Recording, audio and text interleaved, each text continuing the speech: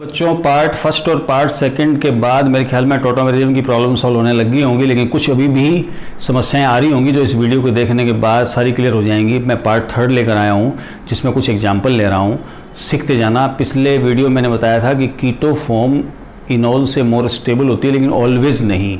आज कुछ ऐसे एग्जाम्पल आने वाले हैं जहाँ इनॉल फॉर्म की स्टेबिलिटी कीटो फॉर्म से ज़्यादा होने वाली है, इसलिए सीखते जाएँ।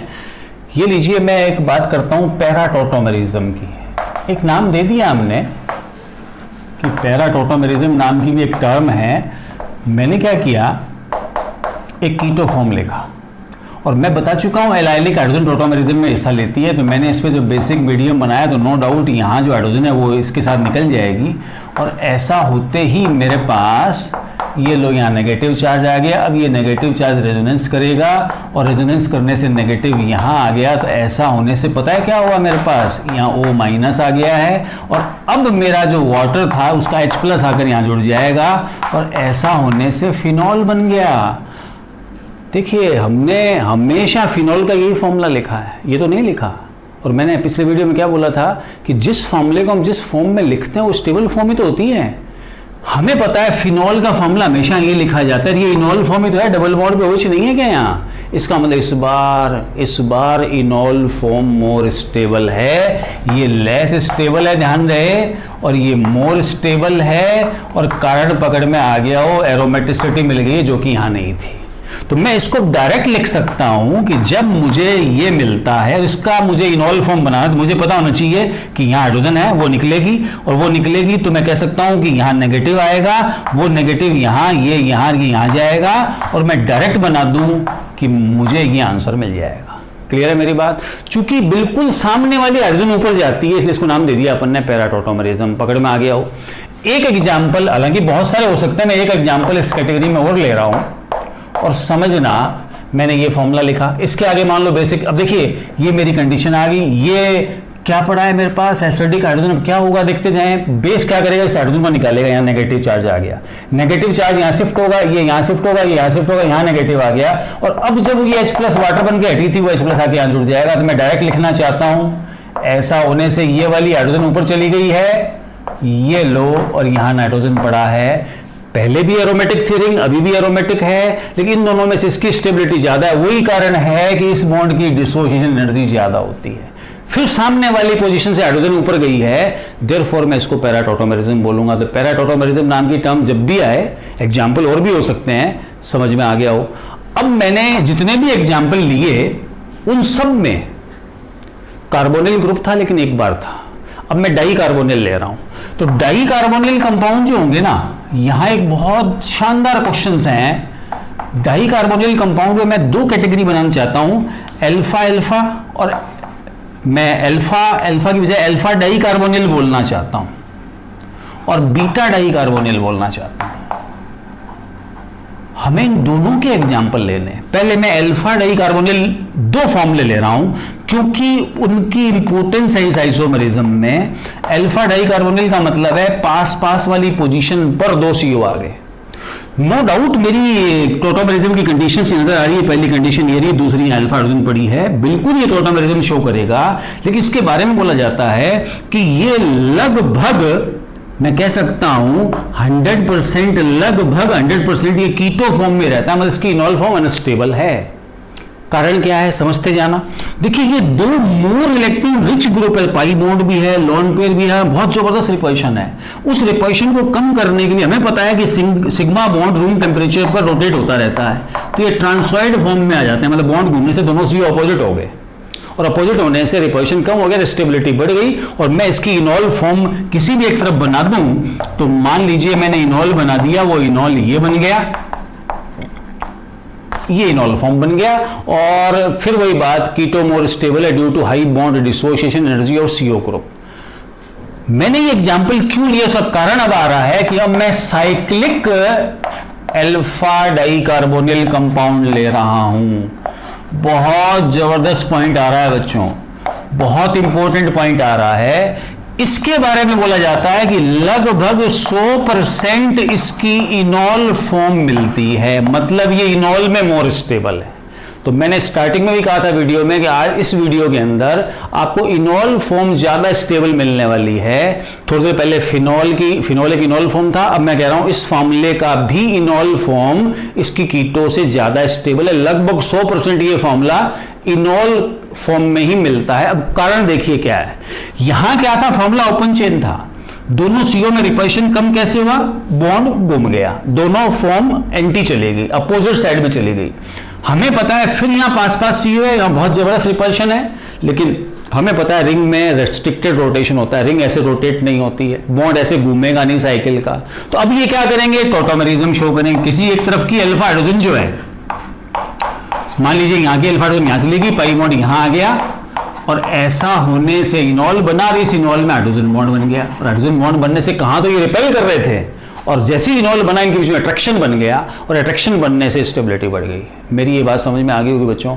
ध्यान रहे, अल्फा डाई कार्बोनिल में मैंने 2 एग्जाम्पल लिए हैं। ओपन चेन में तो कीटो मोर स्टेबल है, और साइक्लिक अल्फा डाई कार्बोनिल लेऊं तो इनॉल फॉर्म मोर स्टेबल है। रीजन मैंने बता दिया है। अब मैं बीटा कार्बोनिल लेना चाहता हूं, और बीटा कार्बोनिल का मीनिंग क्या है कि जब 2 कार्बोनिल ग्रुप जो होते हैं ना, वो एक कार्बन से सेपरेट हो रहे हो, जब भी 2 कार्बोनिल ग्रुप एक कार्बन से सेपरेट होंगे उसको हम बीटा कार्बोनिल बोलेंगे। ये लीजिए ये फॉर्मूला, और यहां एक फिर शानदार बात आने वाली है, बहुत शानदार बात। ये बीटा कार्बोनिल है, इस CH2 ग्रुप को एक नया नाम मिलता है यहां, रिएक्टिव मिथाइलिन ग्रुप बोलते हैं। देखिए सिंपल CH2 ग्रुप को तो बोलते हैं मिथाइलिन ग्रुप, लेकिन यदि CH2 group 2 unsaturated functioning group के बीच में आ जाए, वो अनसैचुरेटेड फंक्शनिंग ग्रुप सिमिलर या डिफरेंट हो सकते हैं, अगले केस में डिफरेंट आने वाले हैं, उसको रिएक्टिव मिथाइलिन बोलते हैं। क्यों बोलते हैं, अब देखिए मैं इसमें बेसिक मीडियम बनाऊंगा तो अल्फा हाइड्रोजन इसके रेस्पेक्ट में ये भी है, लेकिन ये हाइड्रोजन मोर एसिडिक है। क्यों, ये हटेगी तो यहां नेगेटिव आएगा, वो नेगेटिव दोनों सीओ के साथ रेजोनेंस करेगा, जबकि इसमें एक ही सीओ के साथ रेजोनेंस होगा। देयरफॉर बीच वाली हाइड्रोजन मोर एसिडिक है, इसलिए हम बोल देते हैं कि बीच वाले कार्बन के हाइड्रोजन मोर रिएक्टिव है, इसलिए CH2 को एक नाम मिल गया रिएक्टिव मिथाइलिन ग्रुप। इसका मतलब टॉटोमेरिज्म में ये हाइड्रोजन ज्यादा पार्टिसिपेट करेगी। मैं ये नहीं कहना चाहता कि इधर इनॉल बनेगा ही नहीं, नो डाउट वो इनॉल जो बनेगा वो अनस्टेबल होगा, इस इनॉल की तुलना में उसकी इनॉल कंटेंट कम मिलेगी, लेकिन बीच वाली इनॉल जो होगी वो डोमिनेटिंग होगी दूसरी वाली इनॉल पर। तो मैं इसकी इनॉल फॉर्म बना रहा हूं, और ऐसा होने से किसी एक तरफ मैंने क्या किया, इनॉल फॉर्म बना दिया, और उसके बाद इसमें हाइड्रोजन बॉन्ड बन गया, 6 मेंबर साइकिल बन गई, स्टेबिलिटी बढ़ गई। कहा जाता है लगभग 74% इनॉल कंटेंट मिलता है हमें।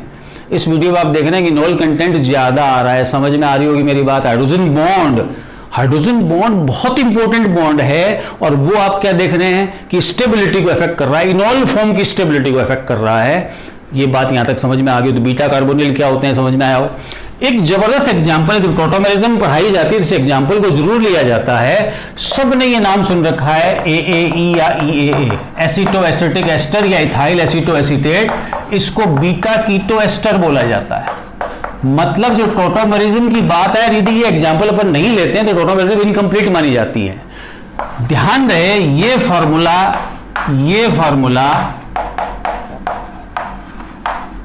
इथाइल 3-ऑक्सो ब्यूटेनोएट एसीटो एसिटिक एस्टर या इथाइल एसीटो एसीटेट बोलते हैं। फिर कहूंगा ये आ गया है 2 CO के बीच में 2 डिफरेंट फंक्शन, ये एस्टर है, ये कीटोन, 2 डिफरेंट फंक्शन के बीच में कार्बन आ गया, ये भी रिएक्टिव मिथाइलिन है, यही टॉटोमेरिज्म में हिस्सा लेगा। ये वाली हाइड्रोजन के बजाय मैं इसकी इनॉल बना रहा हूं, और इनॉल फॉर्म जो बनेगी वो ये बनेगी, और ऐसा होने से फिर वही बात हाइड्रोजन बॉन्ड बन जाएगा, स्टेबिलिटी बढ़ जाएगा। लेकिन इसके बारे में बोला जाता है कि इनॉल फॉर्म केवल 8% ही मिलता है, वहां 74% लिखा हुआ है। देखिए ये चीज इतना चीज दोनों में कॉमन चल रहा है, फर्क केवल इन दोनों का है। यहां देखिए ऑक्सीजन का लोन पे भी इसके साथ रेजोनेंस की कंडीशन में है, तो यहां क्रॉस रेजोनेंस करेगा कौन, ऑक्सीजन, और उससे इस इनॉल फॉर्म की स्टेबिलिटी उसकी तुलना में क्या हो गई है, कम हो गई है। मेरी ये बात पकड़ में आ गई हो तो एसीटो एसिटिक एस्टर का फॉर्मूला, इसका यूपीएससी नेम, इसकी इनॉल फॉर्म सब आपको आना चाहिए। ये बीटा कीटो एस्टर भी हो गया। अब एक जबरदस्त छोटा सा एग्जाम्पल और लेता हूं, समझना उसको, बहुत इंपॉर्टेंट एग्जाम्पल है।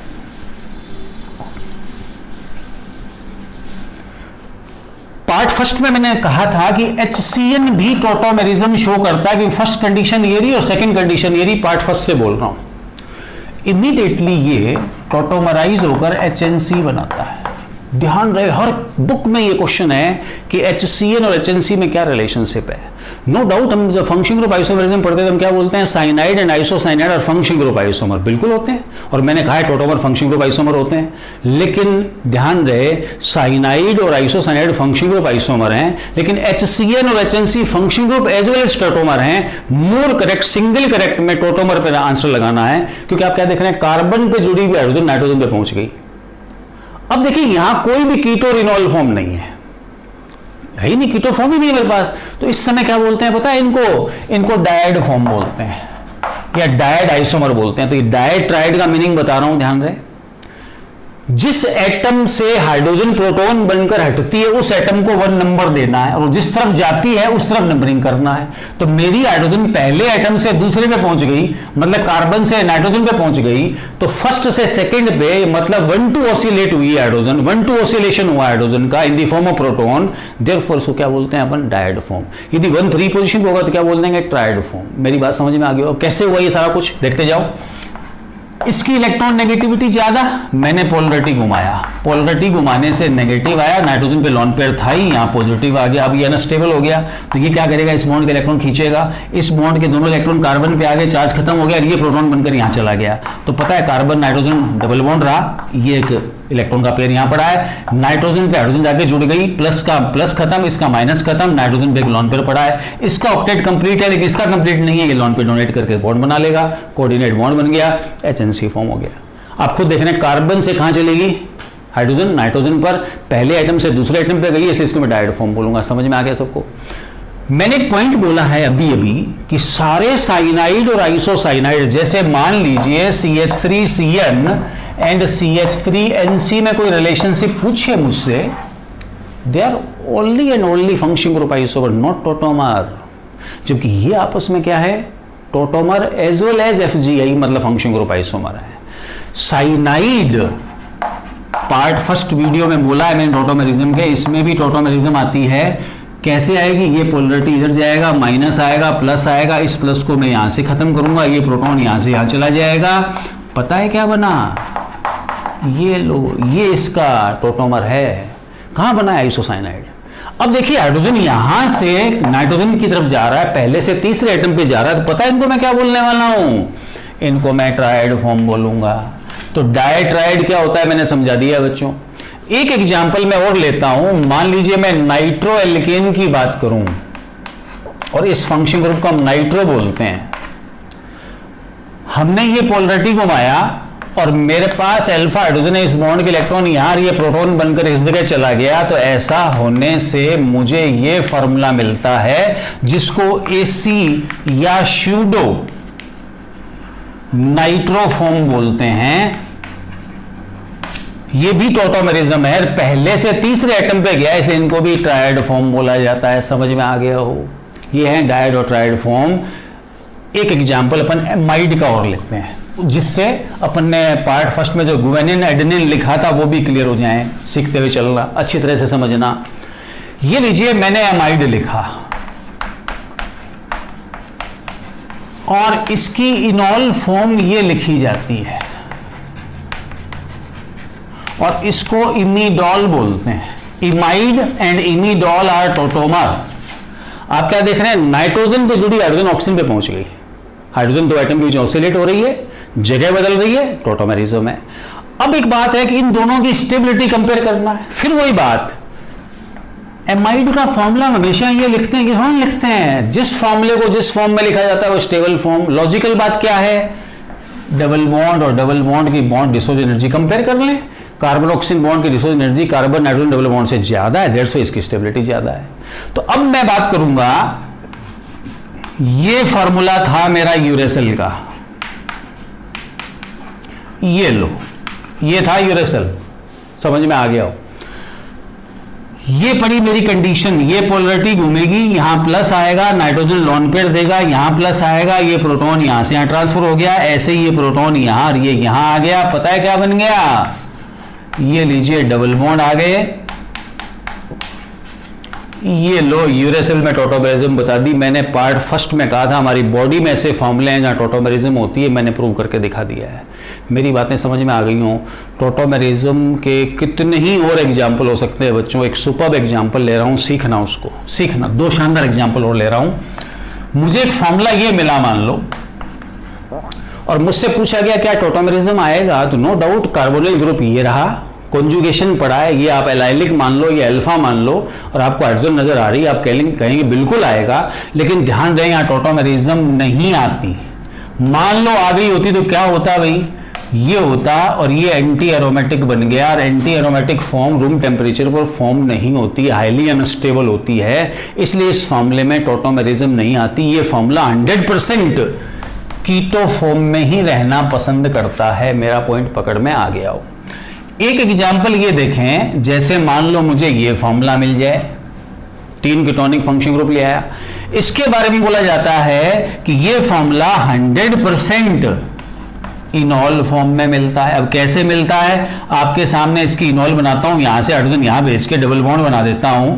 तो ये लीजिए मेरे पास यहां डबल और यहां डबल आ गया और यहां OH हो गया। अब आप देख रहे हैं ये एरोमेटिक बन गई है।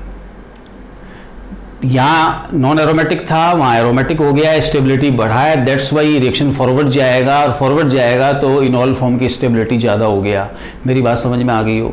एक लास्ट एंड फाइनल बात बोल दूं, और वो ये है कि हम इनॉल फॉर्म की स्टेबिलिटी का एक जनरल ऑर्डर बताना चाहते हैं। तो मैं सबसे पहले तो एरोमेटिक इनॉल फॉर्म बोलना चाहता हूं। सेकंड नंबर पर ध्यान रहे साइक्लिक अल्फा डाई कार्बोनिल, इसके पीछे बीटा डाई कीटो, इसके पीछे बीटा कीटो एस्टर जो AAE का फॉर्मूला था मेरा, इसके पीछे साइक्लिक मोनोकार्बोनिल। ध्यान रहे साइक्लिक मोनोकार्बोनिल फॉर्म ओपन चेन से ज्यादा होती है। फिर उसके पीछे ओपन चेन एल्डिहाइड, फिर ओपन चेन कीटोन, और सबसे अंत में एस्टर। एस्टर में इनॉल फॉर्म सबसे कम मिलती है क्योंकि उसकी अल्फा हाइड्रोजन बहुत ही लेस एसिडिक होती है। कोई भी एस्टर ले लें, ये रहा एस्टर, नो डाउट ये मेरी पहली कंडीशन AB वाली आ गई है। ये हाइड्रोजन अल्फा है, उसके बावजूद टोटोमेरिज्म रेयरली आती है। पता है क्यों? जब पोलरिटी आएगी तो ऑक्सीजन लॉन पेयर देकर उसको स्टेबलाइज कर देगा और यहां से अल्फा हाइड्रोजन के प्रोटॉन की फॉर्म में हटने की संभावनाएं कम हो जाएंगी। देयरफॉर एस्टर में इनॉल फॉर्म नेग्लिजिबल मिलती है, इसलिए बोलते हैं एस्टर की इनॉल फॉर्म सबसे कम स्टेबल होती है। ये ऑर्डर बच्चों हमेशा ध्यान रखना। एक छोटा सा मैं क्वेश्चन ले लूं मान लो, और मुझसे ऐसे ही क्वेश्चन बार बार पूछे जाते हैं, उनकी स्टेबिलिटी कंपेयर करवाई जाती है, सीखते जाना। जैसे मुझे मान लो ये फार्मूले मिल गए, मुझे ये फार्मूले मिल गए, ये हाइड्रोजन है ध्यान रहे, और मुझे इनकी रिलेटिव इनॉल फॉर्म की स्टेबिलिटी का ऑर्डर पूछ लिया मान लो। दोनों तरफ OR लगा दिए। आप क्या देख रहे हैं? सब में बीटा कार्बोनिल ग्रुप है, या मैं ऐसा बोल दूं सब में ये चीज कॉमन है। इतनी कॉमन चीजें कभी डिफरेंस नहीं लाती है, डिफरेंस अनकॉमन चीजों से आता है। ये बीटा डाइकीटोन है, ये बीटा एक तरफ कीटोन एक तरफ एल्डिहाइड, इसमें एक तरफ एस्टर, ये बीटा डाई कीटो एस्टर है, इसमें क्या है? बीटा डाई एल्डिहाइड है, ये क्या है? बीटा डाई एस्टर है। ध्यान रहे इस केस में क्या होगा, सब में कार्बन आयन जब बनेगा तो ये बनेगा, सबका कार्बन आयन बना दिया। कैसे बनेगा? मैकेनिज्म आज पार्ट 2 में पढ़ाई मैंने, जिसमें सबसे पहले बेस अल्फा हाइड्रोजन को निकाल के कार्बन आयन बनाता है। अब आप देखो ये कार्बन आयन दोनों तरफ रेजोनेंस करा, सब में रेजोनेंस करा, लेकिन इसमें क्या होगा कि इसके साथ इसका जो रेजोनेंस होगा, उस रेजोनेंस को ये रेजोनेंस क्या करेगा? रोकने का काम करेगा। देयरफॉर इसका जो कार्बन आयन बन रहा है उसकी स्टेबिलिटी सबसे कम आ रही है। इसका मतलब इसकी इनॉल फॉर्म भी सबसे कम मिलेगी। इसका मतलब जो ग्रुप इन दोनों तरफ लगे हुए हैं, ये यदि कार्बन आयन को डिस्टेबलाइज कर रहे हैं तो इनॉल फॉर्म की परसेंटेज को घटा रहे हैं, और यदि स्टेबलाइज कर रहे हैं तो उसकी परसेंटेज को बढ़ा रहे हैं। इसका मतलब ये सबसे पीछे चला गया। इधर भी एस्टर आ रहा था, इससे आगे ये हो गया, इसके आगे ये हो गया, इसके आगे ये हो गया और सबसे आगे ये आ गया कि इसमें दोनों तरफ हाइड्रोजन लगे हैं जिनका कोई इलेक्ट्रॉनिक इफेक्ट नहीं होता। दैट्स वाई मेरा आंसर हो गया 4 नंबर सबसे आगे, फिर मेरा आंसर हो गया 2 नंबर, फिर मेरा आंसर आ रहा है 1 नंबर, फिर मेरा आंसर आया 3 नंबर और सबसे पीछे हो गया 5 नंबर। ये अपनी रिलेटिव स्टेबिलिटी है इनॉल फॉर्म की। मेरे बात समझ में आ गई हो, टॉटोमेरिज्म की अब हर प्रॉब्लम सॉल्व होगी कॉन्फिडेंटली। इन तीनों वीडियो को आप देखें, पार्ट 1, 2 और 3, और पूरा देखने के बाद क्वेश्चन सॉल्व करें और नेक्स्ट वीडियो के लिए तैयार रहें।